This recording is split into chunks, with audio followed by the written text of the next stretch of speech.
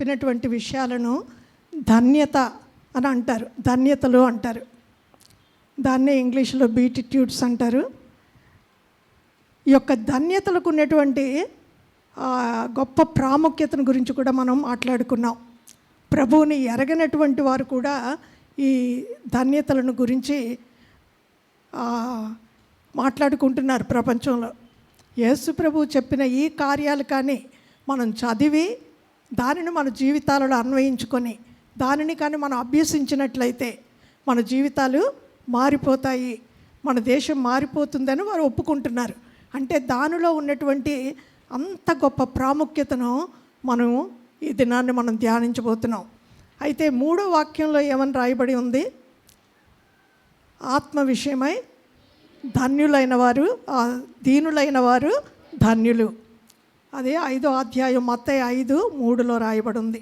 ఆత్మ విషయమై దీనులైన వారు ధన్యులు, పరలోక రాజ్యము వారిది. దాని గురించి మనం కిందటి వారం ఆల్రెడీ మనం ధ్యానించుకున్నాం. అంటే దీనులైన వారు, ఆత్మ విషయంలో దీనులైన వారు అంటే తమ యొక్క లేమిని కనుక్కున్నవారు. ఎంతైతే ఆత్మలో అంటే ప్రార్థనలో, దేవుని వాక్యంలో, ఆయనకిచ్చే సాక్ష్యంలో, ఆయనకిచ్చే ఆయన చేసే ఆత్మ సంపాదనలో, వీటన్నిటిలో కూడా ఇంకా నేను లేమి కలిగి ఉన్నానో, నేను పరిపూర్ణత ఇంకా చేరుకోలేదు, ఇంకా నాకు కావాలి, నాకు దయచూపు అని దేవుని దగ్గర మనం ప్రాధేయపడుతూ ఉండటంలో గొప్ప ధన్యత ఉంది. అటువంటి వారికి పరలోక రాజ్యం వారిది అని యేసు ప్రభు చెప్తున్నారు. అదే వాక్యాన్ని ఆశ్చర్యంగా మనం కానీ లాస్ట్లో ఉన్నటువంటి 10వ వాక్యానికి వచ్చినట్లయితే ప్రభువు మరలా ఒక విషయం చెప్తున్నారు. 5:10 నీతి నిమిత్తము హింసింపబడువారు ధన్యులు, పరలోక రాజ్యము వారిది. మొదట ఏంటి? ఆత్మ విషయమై దీనులైన వారు ధన్యులు, పరలోక రాజ్యం వారిది. ఇప్పుడు నీతి నిమిత్తము హింసింపబడువారు ధన్యులు, పరలోక రాజ్యము వారిది. ప్రభు నామానికి స్తోత్రం కలుగును గాక. దీన్ని మీకు విపులంగా చెప్పడానికి నేను అపొస్తలుడైనటువంటి పౌలు యొక్క జీవితాన్ని నేను మీ ముందు పెట్టాలి అనుకుంటున్నాను. హింస అంటే కేవలం అంటే బంధింపబడి చెరసాలలోకి వెళ్ళడమో, జైలులో ఉండడమో, లేకపోతే అందరి చేత కొట్టించబడడమో, ఈ మాత్రం హింస కాదు ప్రియులారా. ఏంటంటే ఇందాక పాస్టర్ అమ్మగారు ఆవిడ ఒక సాక్ష్యం చెప్పారు. ఆ పాస్టర్ గారి కొరకు మనల్ని ప్రార్థించమన్నారు. ఎందుకు ప్రార్థించమన్నారు? ఆయన దేవుని పరిచర్య కొరకు వెళ్ళారు. తర్వాత ముందు కూడా పరిచర్యల కొరకు వెళ్తున్నప్పుడు ఆయనకు కలిగినటువంటి హింస ఏంటి? ఎవరి చేత దెబ్బలు తినడం కాదు, శరీరంలో అస్వస్థత, అనారోగ్యం, ఇవన్నీ కూడా దేవుడు మన ఎడల అనుగ్రహించే హింసే. ఎవరి కొరకు మనం దీన్ని అనుభవిస్తున్నాం? ఎవరికైనా సరే నడువు నొప్పి రానివ్వండి, బాగా జ్వరం రానివ్వండి, చాలా నీరసంగా ఉండేవ్వండి, మనం ఏం చేస్తాం? బయటికి వెళ్తామా? ఆ రోజు ఒకవేళ కూలి పనికి వెళ్ళేవాడు కూడా డబ్బులు పోతే భోజనం ఉండదని భయపడితే కూడా ఆ రోజున ఏం చేస్తాడు? వెళ్ళడు కదా పనికి. ఎందుకంటే చెయ్యలేడు కనుక, కష్టపడలేడు కనుక పడుకుంటాడు. కానీ ఇక్కడ శరీరంలో అనారోగ్యం ఉన్నా, వెళ్ళలేని పరిస్థితి వచ్చినా, ప్రయాణం చేయలేకపోయినా నేను వెళ్తాను అని ఒకరు కానీ నిర్ణయించుకున్నట్లయితే అది ఎవరి కొరకు హింసింపబడుతున్నారు? దేవుని కొరకు, దేవుని రాజ్యం కొరకు, ఆయన యొక్క సువార్త కొరకు. అంటే నేను ఎందుకు ఇది చెప్తున్నానంటే, హింస అన్నది కేవలం ఎవరి ద్వారానో కొట్టబడటో, ఇబ్బంది పడటం మాత్రమే కాదు. మనకు అనేక రీతులైనటువంటి హింస, మానసికమైనటువంటి హింస కలుగుతుంది. ఎవరి ద్వారైనా ఏదైనా ఇబ్బంది కలిగినప్పుడు, లేకపోతే మనం క్రైస్తవులు అయినందుకు మనం నిందింపబడినప్పుడు, వాటన్నిటి సమయంలో మనకి ఏం కలుగుతుంది? చాలా కష్టం, మనసులో భరించలేని బాధ కలుగుతుంది. అది ఒక రకమైనటువంటి హింస. శారీరకంగా అనారోగ్యంతో, అంటే మందులు ఎన్నేసుకున్నా, డాక్టర్లకి ఎన్ని డబ్బులు ఇచ్చినా అది తగ్గలేదనుకోండి, అది కూడా శారీరకమైన హింస. తర్వాత ఆర్థిక ఇబ్బందులలో మన కుటుంబాన్ని మనం పోషించుకోలేకుండా చాలా కష్టపడుతూ వచ్చిన డబ్బులు సరిపోకుండా ఆర్థికమైన ఇబ్బందుల్లో ఉన్నామనుకోండి, దాన్ని ఏమంటారు? ఆర్థిక హింస. ఇవన్నీ కూడా హింసలే ప్రియులారా. అయితే ఇక్కడ ప్రభు ఏం చెప్తున్నారు? తన జనులకు నీతి నిమిత్తము హింసింపబడువారు ధన్యులు, వారు పరలోక రాజ్యము వారిది. ఈ యొక్క నీతి ఏంటి? ఒక వాక్యం మనం చదువుకుందాం. 1 కొరింథీయుల పత్రిక 1వ అధ్యాయం 31 చివరి భాగాన్ని మాత్రం మనం చదువుకుందాం. 1 కొరింథీయుల పత్రిక 1వ అధ్యాయం 31 చివరి భాగం. దేవుని మూలముగా ఆయన మనకు జ్ఞానమును, నీతియు, పరిశుద్ధతయు, విమోచనమునాయను. ఎవరట? ఇక్కడ ఎవరిని గురించి మాట్లాడుతున్నారు? యేసు ప్రభు మనకేమయ్యాడట? మొదట మన యొక్క జ్ఞానము, ఆ తర్వాత మనకి నీతి, ఆ తర్వాత మన యొక్క పరిశుద్ధత, ఆ తర్వాత మనకి విమోచన. ఈ నీతి అంటే ఎవరండి? యేసు ప్రభు. అంటే అర్థం ఏంటన్నమాట? నీతి నిమిత్తము హింసింపబడు వారు ధన్యులు, పరలోక రాజ్యము వారిది. అంటే ఎవరి కొరకు మనం హింసింపబడుతున్నాం ఈ లోకంలో? యేసు ప్రభువుని గురించి, ఆయన యందు మనకున్న నమ్మికను గురించి, ఆయన మీద మనం పెట్టుకున్న విశ్వాసమును గురించి మనం హింసింపబడినప్పుడు అంటే అర్థం ఏంటంటే ఇవన్నీ కూడా మనం సహిస్తున్నాం, భరిస్తున్నాం.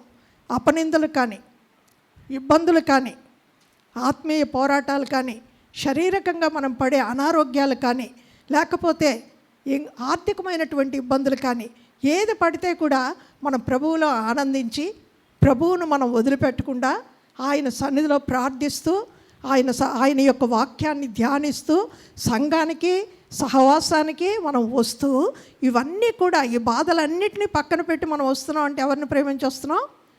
యేసు ప్రభువుని. క్రీస్తు నిమిత్తము వీటన్నిటిని మనం ఏం చేస్తున్నాం? సహిస్తున్నాం, భరిస్తున్నాం. ఇప్పుడు మనము పౌలుని గురించి విషయాలు మనం చూడబోతున్నాం.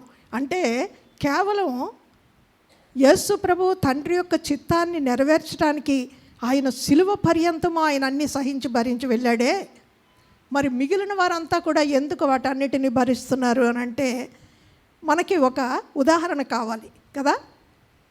ఆ ఉదాహరణే నేను పౌలుని తీసుకున్నాను. అంటే ఈ యొక్క పౌలు యొక్క జీవితం నా జీవితానికి చాలా ఆదరణకరంగా, చాలా ఆశీర్వాదకరంగా, ఇన్ని సంవత్సరాల నా యొక్క జీవితంలో, నా యొక్క పరిచర్యలో ఎన్నోసార్లు ప్రతిసారి కష్టంలో మునిగినప్పుడు, ఇబ్బందిలో ఉన్నప్పుడు, హింసింపబడుతున్నప్పుడు అతని యొక్క జీవితం, అతని యొక్క మాటలు నన్ను ప్రోత్సహిస్తూ, ఆదరణ కలిగిస్తూ నన్ను ఇప్పటి వరకు కూడా ముందుకు నడిపిస్తున్నాయి. దానిని మీ ముందు నేను మీకు కూడా అటువంటి ఆదరణ, అటువంటి ధైర్యం, అటువంటి నమ్మిక మీకు కూడా కలగాలని ఈరోజు నేను అపొస్తలుడైనటువంటి పౌలు యొక్క జీవితాన్ని మీ ముందు పెట్టాలి అనుకుంటున్నాను. చూడండి, అపొస్తలుల కార్యాలు 9వ అధ్యాయం 1వ వాక్యం నేను చదువుతాను. అపొస్తలుల కార్యాలు 9:1. సౌలు ఇంకను ప్రభువు యొక్క శిష్యులను బెదిరించుటయును, హత్య చేయుటయును, తనకు ప్రాణాధారమైనట్టు ప్రధాన యాజకుని యొద్దకు వెళ్ళి ఈ మార్గమందున్న పురుషులనైనను స్త్రీలనైనను కనుగొనిన ఎడల వారిని బంధించి యెరూషలేమునకు తీసుకొని వచ్చుటకు దమస్కులోని సమాజముల వారికి పత్రికలిమ్మని అడిగాను. ఇది మనం ఎన్నోసార్లు చదివాము. దాని ప్రకారంగా మనం ఆ యొక్క సందేశాలను కూడా మనం విని ఉంటాం. ప్రియులారా, సౌలు ఒక్కొక్క ప్రదేశానికి వెళ్ళి యేసుక్రీస్తుని నమ్మినటువంటి వారిని, విశ్వాసం ఉంచినటువంటి వారిని ఏం చేస్తున్నాడు? బంధించి యెరూషలేముకి తీసుకొని వస్తున్నాడు, చెరసాలలో పెట్టడం కోసం. ఇప్పుడు అతని పని ఏంటంటే దమస్కు అనే పట్టణంలో ఉన్నటువంటి విశ్వాసులను బంధించి తీసుకొని రావాలని అతడు అధికారులైనటువంటి అంటే మత నాయకులైనటువంటి ప్రధాన యాజకుల యొద్ద ఏం చేశాడు? పత్రికలు తీసుకొని, అంటే అధికారాన్ని పొందుకొని. ఇప్పుడు పోలీసు వారు ఎవరింటికైనా వెళ్ళి సోదా చేయాలి, వారిని అరెస్ట్ చేయాలనుకోండి, వారు ఏం చేస్తారు? మేము ఇదిగోంటండి, మేము తీసుకొని వచ్చామండి, దీని ద్వారా మిమ్మల్ని మేము అరెస్ట్ చేయవచ్చు, లేకపోతే అరెస్ట్ చేయడానికి వీల్లేదు. ఆ విధంగా పౌలు ప్రధాన యాజకుల యొద్ద నుండి పత్రికలు తీసుకొని ఎక్కడికి వెళ్తున్నాడండి? ఇప్పుడు దమస్కు వెళ్తున్నాడు. ఎలాగ వెళ్తున్నారు వారు? గుర్రాల మీద వెళ్తున్నారు. అతను ఒక్కడే కాదు, అతనితో పాటు ఇంకెవరున్నారు? బంధించి తీసుకురావాలంటే సైనికులు ఉండాలి కదా, సైనికులు కూడా అతనితో పాటు వెళ్తున్నారు. వీరందరూ కూడా బైబిల్ ఏమని రాయబడిందంటే చూడండి, 3వ వాక్యాన్ని చదివినప్పుడు, అపోస్తల కార్యాలు 9 ఇప్పుడు మనం చదువుతున్నాం, దాంట్లో 3వ వాక్యానికి వచ్చినప్పుడు, అతడు ప్రయాణము చేయుచు దమస్కు దగ్గరికి వచ్చినప్పుడు ఏమైంది? అతని చుట్టూ వెలుగు ప్రకాశించింది, అతనితో ఒక స్వరము మాట్లాడుతూ ఉంది. ఎక్కడికి వచ్చినప్పుడు? మార్గ మధ్యంలో కాదు, ఎక్కడికైతే ఇతను వెళ్ళాలనుకున్నాడో, ఎవరినైతే బందీలుగా తీసుకోవాలనుకున్నాడో ఆ దమస్కు దగ్గరికి వచ్చినప్పటికీ, ఆ ప్రదేశానికి దగ్గరికి వచ్చాడు. వచ్చినప్పటికీ యేసు ప్రభు అతన్ని సంధించినట్లుగా మనం చూస్తున్నాం. అతడు పౌలు యెహోవా యందు అత్యధిక భయభక్తులు కలిగినవాడు. అతడి గురించి అతనే ఎన్నో చెప్పుకుంటున్నాడు ఒక దగ్గర, తర్వాత అది మనం చూద్దాం. అతడు యవనుడు, తర్వాత దేవుని యందు గొప్ప భయభక్తులు కలిగినవాడు, రోషము కలిగినవాడు. అతను చేసిన ఒకే ఒక తప్పు ఏంటంటే, ధర్మశాస్త్రం అంతా కూడా క్షుణ్ణంగా తెలుసుకున్న ఇతడు, ధర్మశాస్త్రంలో పండితుడైనటువంటి ఇతడు, మెస్సయ్య వస్తాడు అని నమ్ముతున్న అతడు యేసు ప్రభువును మెస్సయ్యగా అతను అంగీకరించలేదు. ఒకే ఒక కారణం ఏంటంటే, అప్పటి వరకు కూడా యూదులందరూ కూడా మెస్సయ్య రాజుగా వస్తారని వారు ఆశిస్తూ ఉన్నారు. దాని కొరకు అతడు మెస్సయ్యగా అతడు అంగీకరించడానికి అతను మనసు ఒప్పుకోలేదు. ఎవరో వచ్చి మేమెదురు చూస్తున్నటువంటి మెస్సయ్య అని చెబితే దైవ దూషణ, వీరిని బ్రతకనివ్వకూడదు. బైబిల్లో ఉంది, ధర్మశాస్త్రంలో ఎవరైనా దైవ దూషణ చేస్తే వారు ఏం చేయాలి? వారికి ఏమి విధించాలి? మరణ శిక్ష విధించాలి. ఇప్పుడు పౌలు ఏమనుకుంటున్నాడు? ఇప్పుడు నేను ఈ విధంగా చేస్తే నేను ధర్మశాస్త్ర ప్రకారంగా ఖచ్చితంగా న్యాయం చేస్తున్నాను, దేవుని ఎడల నేను ఖచ్చితమైన దానిని చేస్తున్నాను, నేను ఏ విధమైన తప్పు చేయట్లేదు, అతని మనసులో ఎటువంటి నేరారోపణ లేదు, నేను చేస్తున్నది కరెక్ట్ అని అనుకొని వచ్చాడు. దమస్కు దగ్గరకు వచ్చాడు. వచ్చినప్పటికీ అక్కడ యేసు ప్రభు యొక్క మొట్టమొదట గొప్ప ప్రకాశమానంగా ఒక వెలుగు వారి చుట్టూ ప్రకాశించింది. ప్రకాశించిన తర్వాత ఏమైంది? ఇతని కనులు పోయాయి. పోయిన తర్వాత ఒక స్వరం అతనికి వినబడుతుంది. ఆ స్వరం వినబడినప్పుడు సౌలు ఏమంటున్నాడంటే, ప్రభువా నీవెవడవు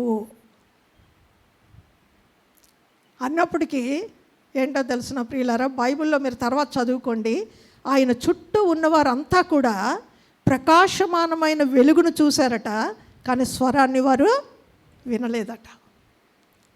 దేవుడు ఎవరికి వినిపించాడండి ఆ స్వరాన్ని? పౌలుకు మాత్రమే. ప్రియులారా, మన చుట్టూ ఉన్నటువంటి జనం వారు కూడా అనేక మంచి కార్యాలు చేయొచ్చు, లేకపోతే మిగిలిన దేవతల పట్ల గొప్ప భయభక్తులు కలిగి ఉండొచ్చు, కానీ ఆ దేవుని యొక్క స్వరము ఎవరికి వినబడింది? మనకు మాత్రమే వినబడింది. పౌలు వలె. అంటే సువార్త ప్రకటించినప్పుడు ఆ సువార్త మన హృదయాలలోనికి చేరుకుంది, మనము నమ్మేటట్లు చేసింది. మన చుట్టూ ఉన్నవారు వారికి సువార్త ప్రకటింపబడుతుంది, కానీ ఆ వాక్యం ఎక్కడికి వెళ్ళలేదు? హృదయంలోనికి వెళ్ళలేదు. నేను ఇది ఎందుకు చెప్తున్నానంటే, ఇది ఆలోచించినప్పుడల్లా, నాతో పాటు సునాబెడాలో నేను పనిచేస్తున్నప్పుడు నాతో పాటు ఎంతోమంది ఉన్నారు అక్కడ. నాకంటే కూడా చాలా దేవుని యందు భయభక్తులు కలిగిన వారు ఉన్నారు అక్కడ. అంటే యేసు ప్రభు మీద కాదు, కానీ ఆయన స్వరము నేను మాత్రమే వినటానికి, అది నా హృదయంలో మాత్రమే చేరటానికి దేవుడు సహాయం చేశాడు. అంటే అర్థం ఏంటో తెలిసిన ప్రియులారా, ఈ యొక్క పౌలుని జగత్తు పునాది వేయబడక మునిపే యేసు ప్రభువు తన యొక్క ఆలోచనల్లో తన మనసులో ఉంచుకున్నాడు. చుట్టుప్రక్కలంతా సైనికులు ఉన్నారు. వారు కూడా ఆ స్వరాన్ని వినుంటే వారు కూడా యేసు ప్రభువుని నమ్మేవారు కదా. కానీ వారు వెలుగును మాత్రమే చూశారు, యేసు ప్రభు స్వరం వారు వినలేదు. మనం ఒక్కోసారి ఆశ్చర్యపడతాం. మనకు వినబడిన సువార్తే, ఈ యొక్క టీవీలో వస్తున్నటువంటి సువార్తే ఎంతోమంది వింటున్నారు. ఎందుకొరకు వారి హృదయం వెలిగింపబడలేదు. మనం ఎంత ధన్యులమో చూడండి. ఇది మళ్ళా నేను ఎందుకు చెప్తున్నానంటే, ప్రతిరోజు లేచిన వెంటనే మనం జ్ఞాపకం చేసుకోవాల్సింది ఏంటంటే, ప్రభువా ఇంతమంది ఉన్నారు కదా ప్రపంచంలో, అనేకులకు గొప్ప గొప్పవారు, పేరు ప్రఖ్యాతులు సంపాదించిన వారు, ధన సంపదలు ఉన్నటువంటి వారు, ఎంతో పండితులు అనిపించుకున్నవారు ఎంతోమంది ఉన్నారు కదా. ప్రభువా వారికి లేని భాగ్యాన్ని నువ్వు నాకు ఎందుకు దయచేసావు?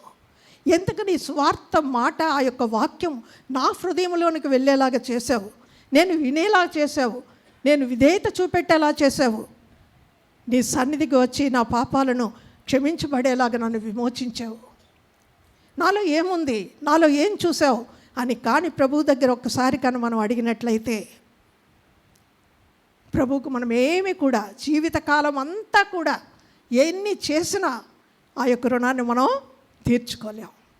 సృష్టికర్త అయిన దేవుని మనస్సులో మనం ఉన్నాం ప్రియులారా. సౌలు అన్నడు కూడా అనుకోలేదు, నేను మంచి కార్యాలు ధర్మశాస్త్రాన్ని పాటిస్తే, ధర్మశాస్త్రం ప్రకారంగా నడుచుకుంటే, నేను దేవుని కొరకు రోషంగా ఉంటే నేను పరలోకం వెళ్తాను అనుకున్నాడు. కానీ యేసు ప్రభు ఏమనుకున్నాడంటే, పిచ్చివాడా ఇవన్నీ చేసి కూడా నీ పాపాలు క్షమించబడకపోతే నువ్వు పరలోకం రాలేవు. అంటే పౌలు చేసిన పాపం ఏంటండి? ఏంటో తెలుసునా? అతనిలో ఉన్నటువంటి స్వనీతి. నేను ఇశ్రాయేలీయుడినో, బెన్యమీను గోత్రానికి చెందినవాడునో, నేను దేవుని కొరకు నేను చాలా చాలా ధైర్యంగా ముందుకు వెళ్ళగలిగేవాడును, నేను పరిసయ్యుడను, నేను పండితుడను, ధర్మశాస్త్రం ఎరిగిన వాడును, ఇన్ని గొప్పలు మనం చెప్పుకున్నాం అనుకోండి, దాన్ని ఏమంటారు దేవుని దృష్టిలో? స్వనీతి. ఆ యొక్క స్వనీతి నుండి ప్రతి ఒక్క వ్యక్తి కూడా విడిపించబడాలి ప్రియులరా. మనందరిలో కూడా ఒకవేళ మనం పండితులం కాకపోవచ్చు, ఒకవేళ మనం చాలా అత్యధికంగా చదువుకోకపోవచ్చు, లేకపోతే మనం చెప్పుకునే పెద్ద గొప్ప విషయాలు లేకపోవచ్చు, ఎన్ని లేకపోయినా ఏదో ఒకటి మన హృదయంలో నేను అన్నది తప్పనిసరిగా ఉంటుంది. ఆ స్వనీతి నుండి విడిపించాలి అని యేసు ప్రభు యొక్క ఉద్దేశం. అది ఎలాగ విడిపించాడో ఇప్పుడు మనం చూసుకుందాం. అది అంత త్వరగా అంత సులభంగా విడిపించబడదు ప్రియులారా, మీ నుండి నా నుండి కూడా. ఇక్కడ చూడండి, మొట్టమొదట పౌలు ఎందుకు అక్కడికి ప్రయాణం చేశాడు అంటే, దమస్కు పట్టణంలో ఉన్నటువంటి యేసు ప్రభువును నమ్మిన విశ్వాసులను బంధించి యెరూషలేముకు తీసుకుని రావాలి. ఎలా తీసుకొస్తారు బంధించి? ఒకరు ఇద్దరు కాదు, చాలామందిని బంధించిన తర్వాత వారిని గుర్రాలు ఎక్కించి తీసుకొస్తారు కాదు కదా. ఇప్పుడులాగా ఆటోలో, బస్సులో ఇప్పుడు ఎవరినైనా అంటే సంఖ్యలు వేస్తారు అనుకుందాం, నేరగాళ్ళకి వాళ్ళని ఏం చేస్తారండి?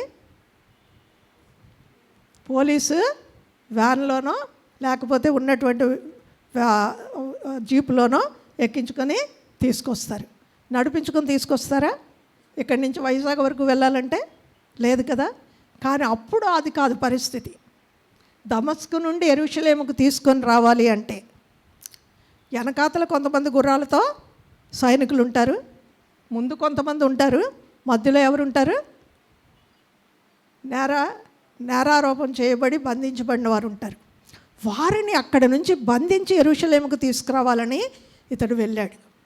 కానీ ఇంకా దమస్కు దగ్గరికి వెళ్ళినప్పటికీ యేసు ప్రభు అతను సంధించిన తరువాత, యేసు ప్రభు అతనితో మాట్లాడిన తరువాత అతనికి ఏమైంది? కళ్ళు కనబడలేదు. ఆ యొక్క బైబిల్ ఏం చెప్తుందంటే, ఆ యొక్క ప్రకాశం, ఆ యొక్క వెలుగు అందరూ చూశారట, స్వరం మాత్రం వెళ్ళలేదు. కానీ కళ్ళు మాత్రం ఎవరికి పోయాయి? పౌలుకు మాత్రమే పోయాయి. మరి ఆ ప్రకాశం చూసిన వాళ్ళందరికీ కళ్ళు పోవాలి కదా. అంటే ఇక్కడ నేను ఇది ఎందుకు విడమర్చి మీకు చెప్తున్నానంటే, దేవుని యొక్క కార్యాలు ఒక వ్యక్తి పట్ల వారిని వాడుకోవాలి, వారిని రక్షించుకోవాలి అనుకున్నటువంటి దేవుని యొక్క ప్రణాళిక ఎలాగుంటుందో అని మీకు తెలియాలని చెప్తున్నాను. ఇక్కడ పౌలుకు మాత్రమే కనులు పోయాయి. అప్పుడు ఏం చేశారు? కనులు పోయిన అతన్ని నడవగలడా? ఇంకొకరు చెయ్యి పట్టుకొని నడిపించారు అని బైబిల్లో రాయబడి ఉంది. వేరొకరు అతను చెయ్యి పట్టుకొని నడిపించారు. మొట్టమొదటి దెబ్బ దేవుడు ఏం చేశాడో తెలిసిన పౌలుకి, నువ్వు అనేక మందిని బంధించి వారి చేతులు కట్టి వారిని నువ్వు నడిపించుకొని యెరూషలేముకు తీసుకెళ్ళాలనుకుంటున్నావు కదా. మొట్టమొదటిగా అది ఎంత కష్టంగా ఉంటుందో, ఎంత ఇబ్బందిగా ఉంటుందో అది నీకు మొట్టమొదటి నేను చూపెడతాను. ఇప్పుడు కళ్ళు లేవు కదా, వేరొకరిని చేయి పట్టుకొని నడిపించాలి. అక్కడే అతని యొక్క ఆ స్వనీతి, ఆ యొక్క గర్వం, ఆ యొక్క అహంభావం, నేను ఏదైనా చెయ్యగలనన్నటువంటి ఆ యొక్క మూర్ఖత్వం, వీటన్నిటికీ మొట్టమొదటి ఫుల్ స్టాప్ ఎక్కడ పెట్టాడు ప్రభువు? కనులు పోగొట్టి. మన జీవితంలో కూడా యేసు ప్రభువును నమ్మిన తరువాత మన స్వనీతి నుండి, మనలో ఉన్న ఆ యొక్క అహంకారం, నేను అన్న దాని నుంచి మనల్ని విడిపించడానికి దేవుడు ఒక్కొక్కటిగా మన జీవితంలో చేసుకొని వస్తాడు. ప్రియులారా, మనం ఆశ్చర్యపోతాం. ప్రభువుని నమ్మిన తర్వాత ఎందుకు నాకు ఇలా జరిగింది అని ఎన్నోసార్లు నేను అనుకున్నాను. ప్రభువుని నమ్మకముందు నా పరిస్థితి బాగానే ఉంది కదా, నేను హాయిగా ఉన్నాను కదా, నేను గౌరవించబడ్డాను కదా, మంచి ఉద్యోగం చేసుకుంటున్నాను కదా, ఎంత పేరు సంపాదించుకున్నాను కదా, ఇవన్నీ మనసులో ఉంటుంది. కానీ యేసు ప్రభువుని నమ్మిన తర్వాత నేను ఆఫీస్కి వెళ్తూ ఉంటే అందరూ ఒక్కొక్కలా చూసేవారు. కానీ నాకు బాగా క్లోజ్గా ఉన్నవారు, ఏంటండి భారతి గారు ఇలాంటి పని చేశారు. నా పేరు భారతి, ఆ తర్వాతే రెబేకా మారాను. ఏంటండి భారతి గారు ఇలా చేశారు అంటే, ఏం తప్పు చేశాను, ఏం చేశానండి అంటే, ఏమండి 3 కోటి దేవతలు మనకు ఉన్నారు కదా, వాళ్ళందరిలో మీకు ఏమి కనిపించలేదా మంచితనం? వాళ్ళందరినీ వదిలేసి ఆ క్రైస్తవ మతం ఎందుకండి మీరు పుచ్చుకున్నారు? వెళ్తున్నప్పుడు నాకు మా యొక్క ఆఫీస్కి అంత దూరమే ఉంటుంది, మేము నడుచుకొని వెళ్ళాలా క్వార్టర్స్ నుంచి. అంటే ఎందుకు నేను చెప్తున్నానంటే, మనం ఏదో అన్యాయం చేసినట్టు, మనం ఏదో చాలా తప్పు చేసినట్టు, సమాజానికి ఏదో కీడు చేసినట్టు ప్రతి ఒక్కరూ మనల్ని ఎలా చూస్తారో తెలిసిన? మనకి ఆ సత్యం తెలిసినప్పటికీ, ఆ ఆనందం మనం అనుభవించినప్పటికీ ఏమవుతుంది మనసులో? ఒక చిన్న బాధ. మనతో పాటు పనిచేస్తున్నవారు, ఇప్పటి వరకు మనల్ని గౌరవిస్తున్నవారు మనల్ని ఒకలాగా ఏం చేస్తున్నారు? చిన్న చూపు చూస్తున్నారు. ఇలాగే పౌలు యొక్క జీవితం ఆరంభమైంది. ప్రియులారా, నేను ఇదెందుకు మీకు చెప్తున్నానంటే, మనందరి జీవితాల్లో అది జరిగింది కనుక. అది జరిగినప్పుడు మనం ఏం చేయాలి? పౌలు వలె ముందుకు సాగిపోవాలి. ఎలా సాగిపోయాడు అన్నది ఇక్కడ మనం చూద్దాం. ఏంటంటే, అక్కడికి వెళ్ళిన తర్వాత 9వ అధ్యాయం అపొస్తలుల కార్యాలు 17వ వాక్యాన్ని ఇక్కడ మనం చదువుకోబోతున్నాం. ఈ లోపున ఏమైంది? కనులు లేవు, కనులు కనిపించట్లేదు. అతడు కూర్చొని ప్రార్థన చేస్తున్నాడు అంటున్నాడు ప్రభు. అననీయ అనే ఒక భక్తుడి దగ్గరికి వెళ్ళి ప్రభు అననీయను పిలిచి ఏం చెప్తున్నాడంటే, అననీయ, అక్కడ పౌలు అనే ఒక అతను ఉన్నాడు, పలానా వాళ్ళ ఇంట్లో ఉన్నాడు. అతడు ఏం చేస్తున్నాడు? ప్రార్థన చేస్తున్నాడు. చదవండి బైబిల్ తర్వాత. అతడు ప్రార్థన చేస్తున్నాడు, నీవు అతని దగ్గరికి వెళ్ళు అని అన్నప్పటికీ అననీయ ఏమంటున్నాడు తెలుసిన? ప్రభువా, నేను అతని గురించి విన్నాను. అతను దమస్కులో ఉన్నటువంటి మమ్మల్ని అందరినీ కూడా బంధించి యెరూషలేముకు చెరలోనికి తీసుకుని వెళ్ళడానికి వస్తున్నాడు. అలాంటి అతని దగ్గరికి నన్ను పంపిస్తున్నావా అన్నప్పటికీ అప్పుడు చాలా విషయాలు చెప్తున్నాడు అననీయకు దేవుడు. అతడు నేను ఏర్పరచుకున్నటువంటి సాధనం, అతడు ఎన్ని శ్రమలు పొందాలో అవన్నీ కూడా నేను అతనికి చూపెట్టబోతున్నాను, నువ్వు వెళ్ళు. అననీయ వచ్చి ఇక్కడ 17వ వాక్యంలో అననీయ వస్తున్నాడు పౌలుని దగ్గరికి. చూడండి, అననీయ వెళ్ళి ఆ ఇంట ప్రవేశించి అతని మీద చేతులుంచి, సౌలా, సహోదరుడా, నీవు వచ్చిన మార్గములో నీకు కనబడిన ప్రభువైన యేసు నీవు దృష్టి పొంది పరిశుద్ధాత్మతో నింపబడినట్లు నన్ను పంపి ఉన్నాడని చెప్పాను. జాగ్రత్తగా వినండి. వెళ్ళగానే ఏం చేశాడు? ప్రవేశించిన తర్వాత ఇంట్లో సౌలు మీద ఏం చేశాడండి? చేతులుంచి ఏమని సంబోధించాడు? సౌలా సహోదరుడా. ప్రభు నామానికి స్తోత్రం కలుగును గాక. ప్రియులారా, ఇందాక నేను చెప్పాను కదా, మా ఆఫీసులో కానీ బయట కానీ కంపెనీలో కానీ ఇలాంటి ప్రశ్నలన్నీ ఎదుర్కొంటూ మీటింగ్ టైంలో నేను వెళ్ళి కూర్చున్న తర్వాత అక్కడ ఉన్నవారు అందరూ కూడా సిస్టర్ బాగున్నారా, ప్రైజ్ ది లార్డ్ ఏమంటారండి? సిస్టర్ అంటే ఇక్కడ సహోదరుడా అని తెలుగులో రాయబడింది, అదే తెలుగులో చెప్పాలంటే సహోదరి. బాగున్నారా? మా తల్లి తండ్రి అన్నదమ్ములు అక్క చెల్లెలు దూరంగా ఉన్నారు, కానీ అక్కడికి వెళ్ళినప్పటికీ నేనేమనుకునేదాన్నంటే, నన్ను ఎవరు సిస్టరు అక్క చెల్లి అని ఎవరు పిలుస్తారు? మా అన్నదమ్ములు మా అక్క చెల్లెలు పిలుస్తారు, బయట వాళ్ళు ఎవరు పిలరు. కానీ ఈ సహవాసానికి వెళ్ళినప్పటికీ మీరంతా ఎలా పిలుచుకుంటున్నారు? బ్రదర్ సిస్టర్ కదా. అంటే ఇంత పెద్ద కుటుంబం నాకుందా? నన్ను సిస్టర్ అని పిలిచి, సహోదరి అని పిలిచి, నా బాగోగులు అడిగి, నా కొరకు ప్రార్థన చేసి, నన్ను ప్రేమించే దేవుని బిడ్డల యొక్క పెద్ద కుటుంబం నాకు ఉంది. ఈ యొక్క అపనిందలు, ఈ యొక్క అవహేళనలు ఇవన్నీ మర్చిపోయేదాన్ని. ప్రియులారా, ప్రభువా నాకు ఇంత పెద్ద కుటుంబాన్ని నువ్వు ఇచ్చావు, నేను ఒంటరిగా లేను ఇవన్నీ భరించడానికి, నాకు ఇంత పెద్ద కుటుంబం ఉంది. సౌలు అనుకొని ఉంటాడు, నేను ఇంతవరకు ఘోరమైన పాపం చేశాను. సౌలా సౌలా నన్ను ఎలా హింసిస్తున్నావు అంటున్నాడు దేవుడు. అంటే ఇతడు హింసించింది ఎవరిని? మనుషులనే బంధించి తీసుకెళ్తున్నాడు. కానీ యేసుప్రభు ఏమంటున్నారు? నన్నెలా అంటే తన బిడ్డలను హింసిస్తే ఎవరిని హింసించినట్టు? ప్రభుని హింసించినట్టు. అప్పటికే పౌలు యొక్క హృదయం పగిలిపోయింది. ప్రభువా నేనేదో గొప్ప కార్యం చేయాలనుకుంటున్నాను, కానీ నేను చేస్తున్న పొరపాటు ఇన్ని సంవత్సరాలుగా ఎవరిని హింసిస్తున్నాను?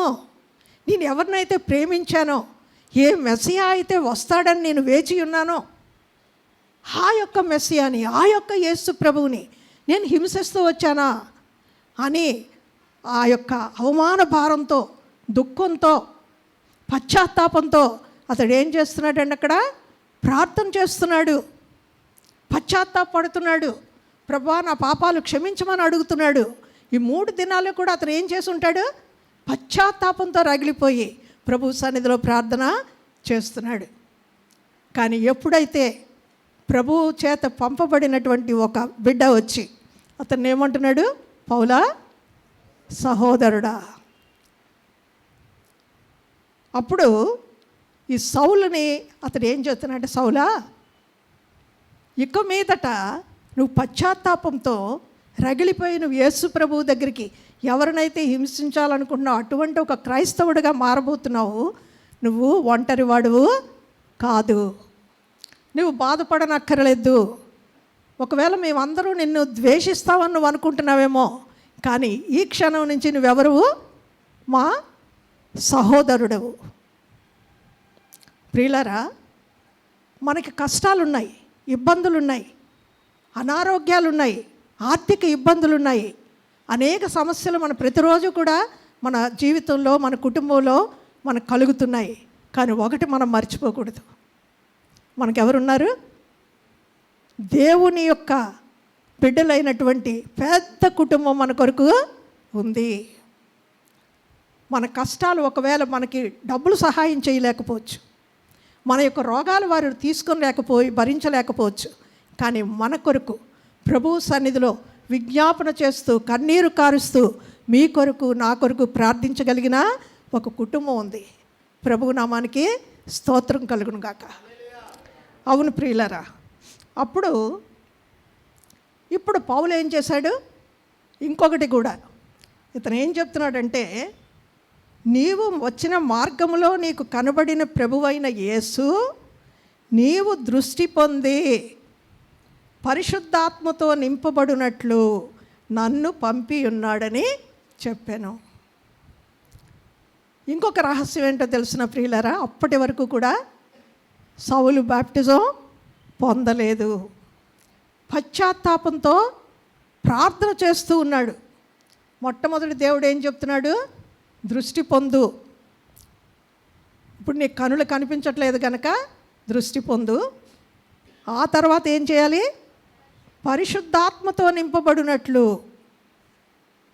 మనం అందరం ఏమనుకుంటామంటే బాప్తిజం పొందిన తరువాతే ఎవరికైనా ప్రభువు పరిశుద్ధాత్మ చేత అభిషేకం ఇస్తాడు.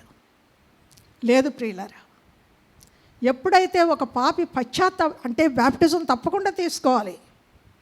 అది తప్పనిసరి దేవుని వాక్య ప్రకారంగా. నేనేం చెప్తున్నానంటే, ఒకవేళ ఇంకా బాప్టిజం తీసుకోలేదు, పశ్చాత్తాపడ్డాను, ప్రభువుని అంగీకరించాను, నా పాపాలు క్షమించబడ్డాయి అనుకున్నప్పుడు నేను బాప్టిజం పొందిన తర్వాత పరిశుద్ధాత్మ కొరకు ప్రార్థన చేస్తాను అది దయచేసి మాత్రం అనుకోకండి.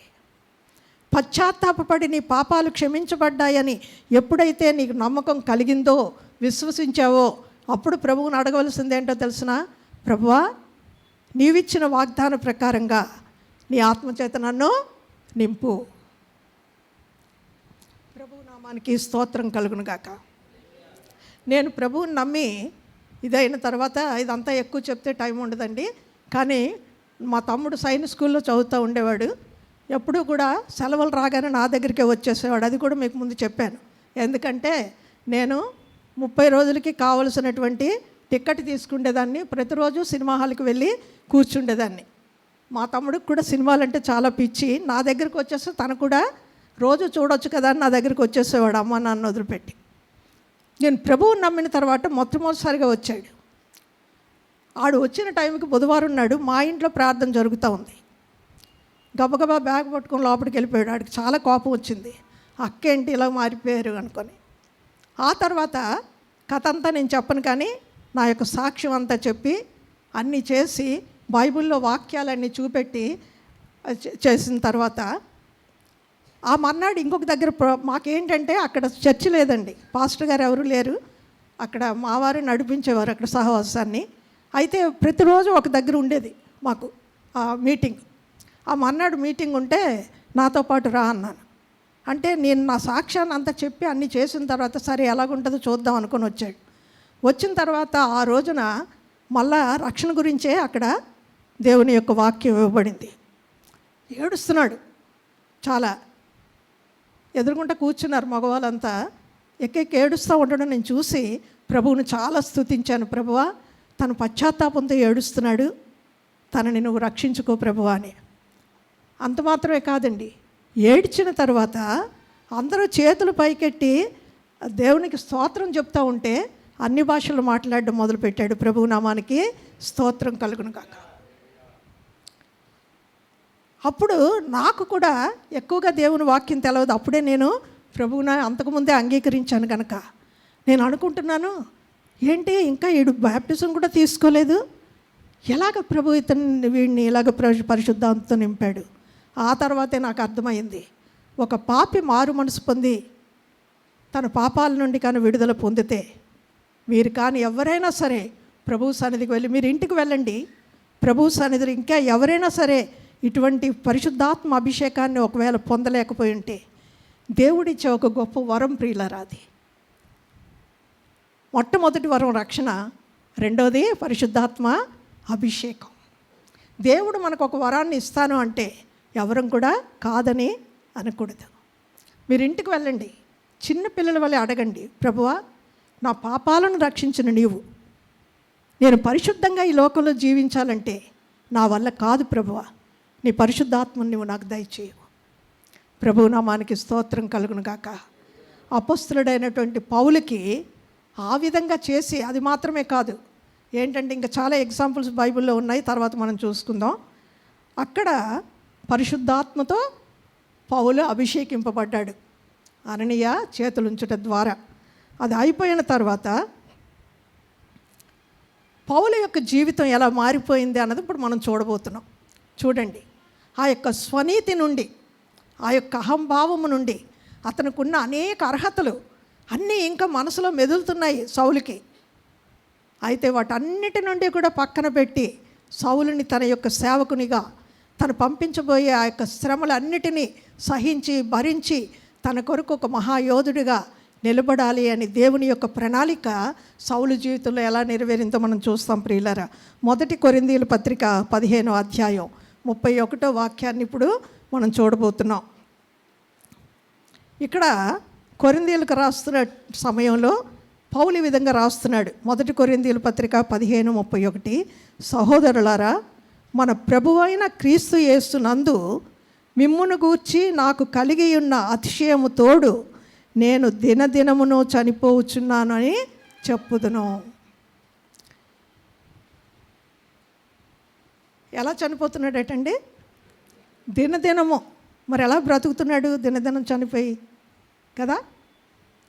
అంటే ఇక్కడ చనిపోతున్నది అతను శారీరకంగా కాదు ప్రియులారా. అంటే సౌలు ప్రతిరోజు దేవుని సన్నిధిలో, ప్రభువా, నాలో అనేక అర్హతలు ఉన్నాయని ఇంతవరకు అనుకుంటున్నాను, అందుకే నాకు అహంభావంతో అహంకారంతో సంఘాన్ని నేను హింసించాను. నేను అన్నది, ఆ అహం అన్నది నాలో ఏమవ్వాలి? చనిపోవాలి, సిలువ వేయబడాలి. మనం అనుకుంటాం ఒకే రోజున మనం పశ్చాత్తాపడి ప్రభువు దగ్గరికి వచ్చి ప్రభువును వేడుకున్నప్పుడు ఆయన మన పాపాలను క్షమిస్తున్నారు. ఆ రోజునే మనం నూతనంగా మారిపోయాము. బైబిల్ చెప్తుంది మీరు నూతన సృష్టి అని. కానీ ఇంకా మనం ఏం చేస్తున్నామండి? మనలోని పరిపూర్ణంగా పాత పురుషుడు చనిపోలేదు. క్రీస్తునందు మనం నూతన సృష్టే.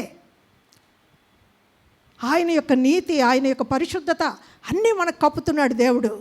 కానీ ఇంకా కూడా మన హృదయంలో ఉన్నటువంటి ఆ యొక్క అహం అలా తొంగి చూస్తూనే ఉంటుంది. ఎందుకు మళ్ళా మనం తెలుసో తెలియక పొరపాట్లు చేస్తున్నాం? మరి క్రీస్తుని నమ్మాం కదా, మన పాపాలు క్షమించబడ్డాయి కదా, మనం పరిశుద్ధులం కదా, మళ్ళీ ఎందుకు మన నోటి నుంచి తప్పుడు మాటలు వస్తున్నాయి, అబద్ధాలు వస్తున్నాయి? ఎందుకు కోపం వస్తుంది? విపరీతమైన కోపం వస్తుంది ఒక్కొక్కరికి. అది తప్పని తెలుసు, కానీ కంట్రోల్ చేసుకోవడానికి అవ్వట్లేదు. ఎందుకు? ఆ లోపట ఉన్నటువంటి ఆ యొక్క అహం, ఆ యొక్క పాత పురుషుడు అప్పుడప్పుడు మన నుంచి బయటికి వస్తుంటాడు. దాన్ని పౌలు కూడా గ్రహించాడు. అందుకే ఏమంటున్నాడు? దినదినము నేను చనిపోతున్నాను.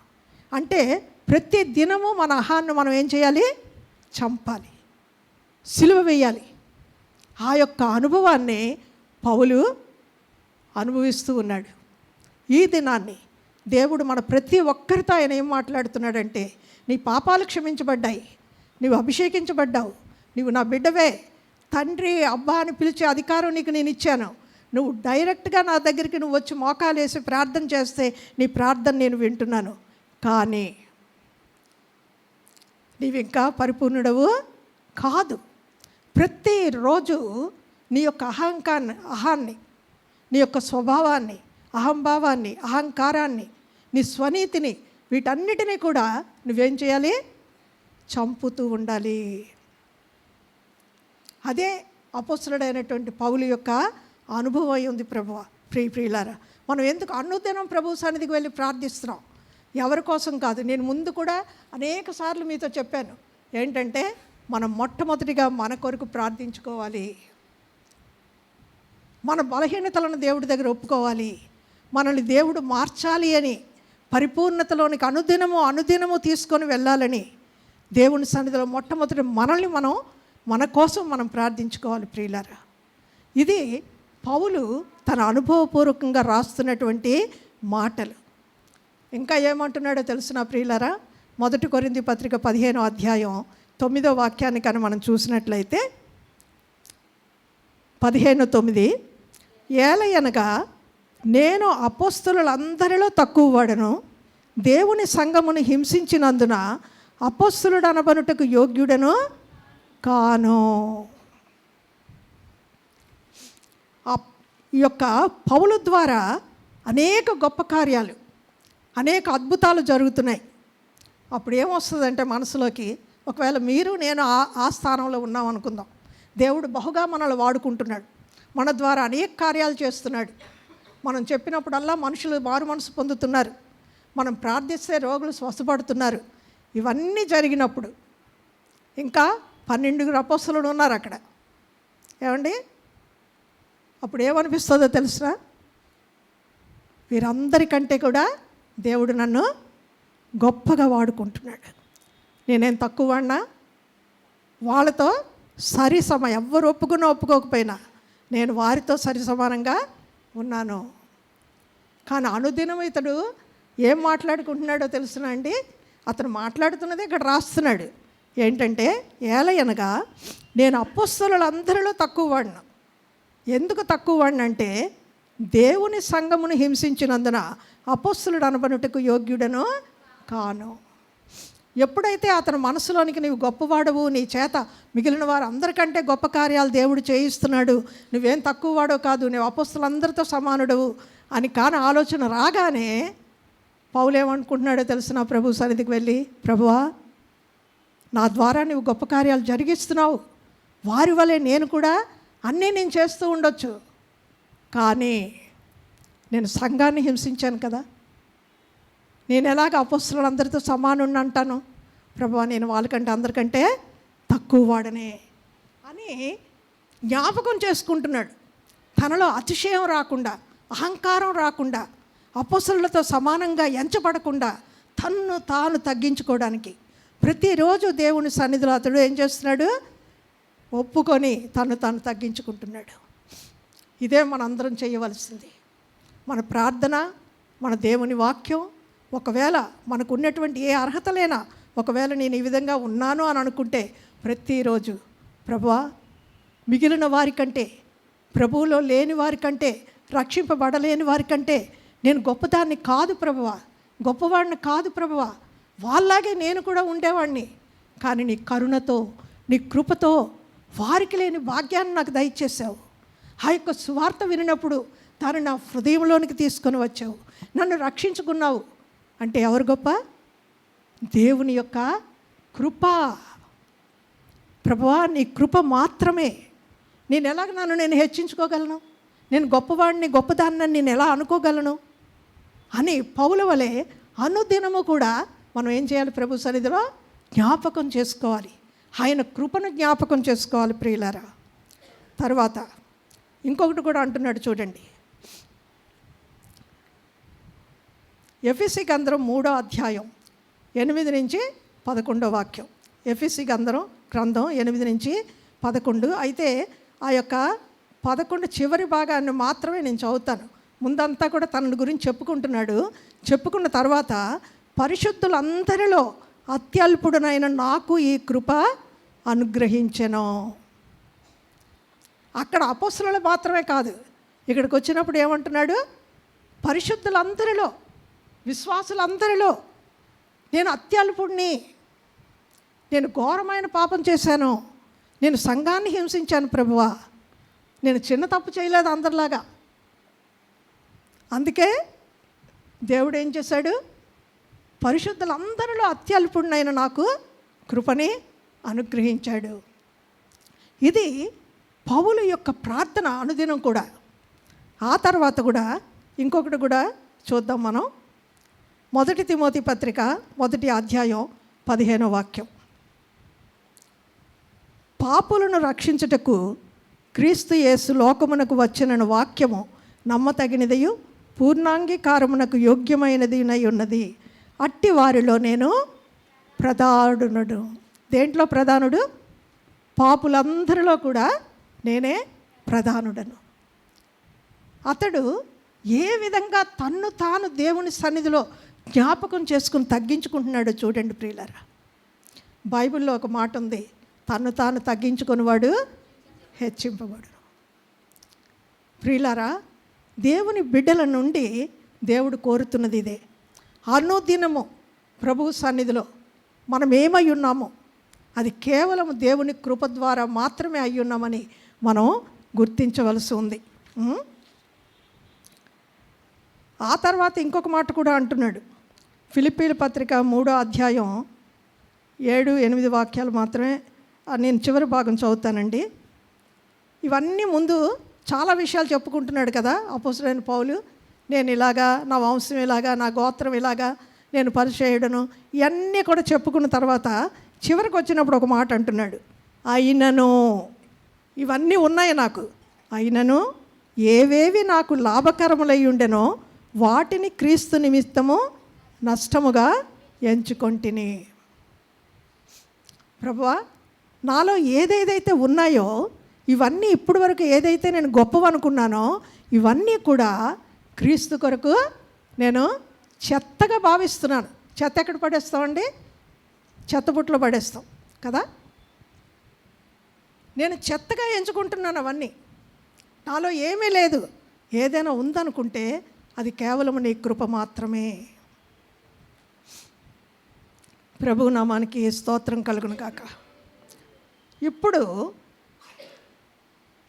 అతని యొక్క శ్రమలను మనం ఒకసారి జ్ఞాపకం చేసుకుందాం ప్రియులారా. ఇంత చెప్పిన తర్వాత 2 కొరింథీ పత్రిక 11వ అధ్యాయం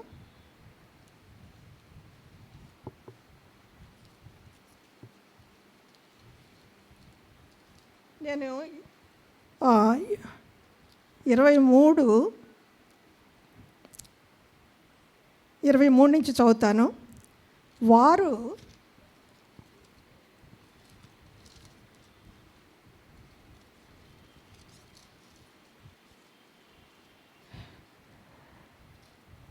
క్రీస్తు పరిచారకుల వెర్రివాని వలె మాట్లాడుచున్నాను, నేనును మరి ఎక్కువగా క్రీస్తు పరిచారకుడను. ఆ తర్వాత నుంచి జాగ్రత్తగా వినండి.